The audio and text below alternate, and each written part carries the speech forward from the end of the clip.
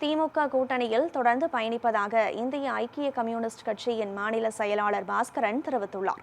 மதுரையில் இந்திய ஐக்கிய கம்யூனிஸ்ட் கட்சியின் நிர்வாகிகள் ஆலோசனைக் கூட்டம் அக்கட்சியின் மாநில செயலாளர் பாஸ்கரன் தலைமையில் நடைபெற்றது.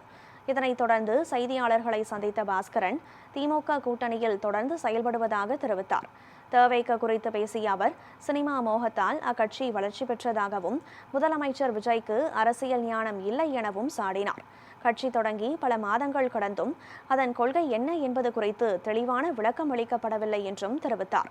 இந்த கூட்டத்தில் கட்சி நிர்வாகிகள் பெத்தாச்சி ஆசாத், ஜோதிமணி, ஹனிபா விஜய், ஆனந்த், செல்வகுமார், மணிகண்டன் உள்ளிட்டோர் கலந்து கொண்டனர்.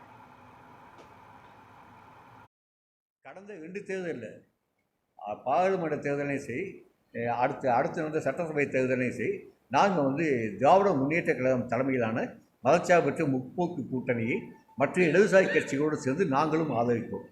ஆனால் அதில் சில சிக்கல்கள், சில சூழல்கள்லாம் வந்தது. மிக துரதிர்ஷ்டவசமாக எங்களை சரியாக புரிந்து கொள்ளாமல் இடதுசாரி கட்சிகளுடைய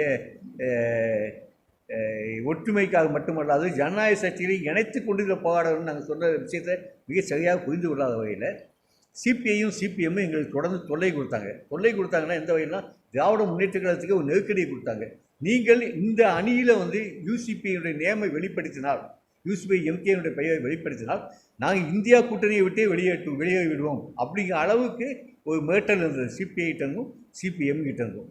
இந்த சூழலில் நாங்கள் அவங்களும் திராவிட முன்னேற்ற கழகம் எங்களோடு மிக தெளிவாக எங்களை புரிந்து கொண்டாலும் கூட நாங்கள் வெளியிலிருந்து தான் திராவிடம், அதாவது அந்த லிஸ்ட்டில் எங்கள் நேம் வந்திருக்காது.